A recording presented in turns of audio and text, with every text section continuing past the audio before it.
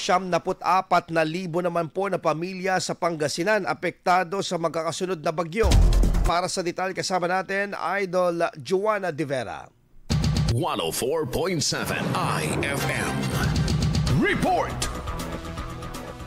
Umabot sa 94,000 pamilyang Pangasinense mula sa 26 na bayan ang apektado ng magkakasunod na bagyo base sa pinakahuling talaan ng Pangasinan PDRRMO nitong weekend. Ayon kay Pangasinan PDRRMO Operations Head Vincent Chu, bahagya nang bumaba ang kasalukuyang level ng tubig sa mga binabantayang river system, ngunit binabantayan pa rin ang sitwasyon sa pag-apaw ng tubig sa Marusay River sa Calasiao. Ma'am, halos lahat naman po ng ating river system po ay bumaba na yung current level po niya.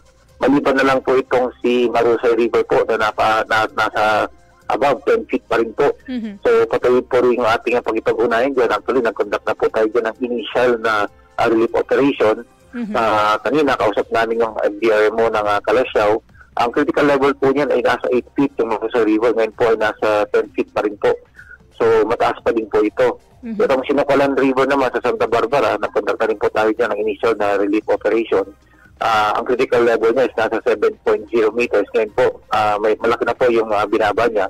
Nasa 5.8 na lamang po ito. Anya, patuloy pa ang assessment at koordinasyon sa mga barangay na apektado mula sa pagkasira ng bahagi ng dike sa Barangay Vicente sa nasabing bayan. Mula nang manalasa ang bagyong Nando, nakaranas ng malakas na buhos ng ulan ang Pangasinan dahilan upang umabot hanggang orange level heavy rainfall warning ang inilabas ng Pag-asa kasabay ng pagsasailalim sa signal number 1 hanggang sa pagdaan ng bagyong Opong. Bagamat unti-unti nang humuhupa ang tubig baha sa ilang bayan, tiniyak ni Chu na naka-high alert pa rin sila sa kabuuang pinsalang idinulot sa lalawigan. Kasama dito sa IFM Dagupan, ito si Idol Joanna De Vera, Tatak IFM.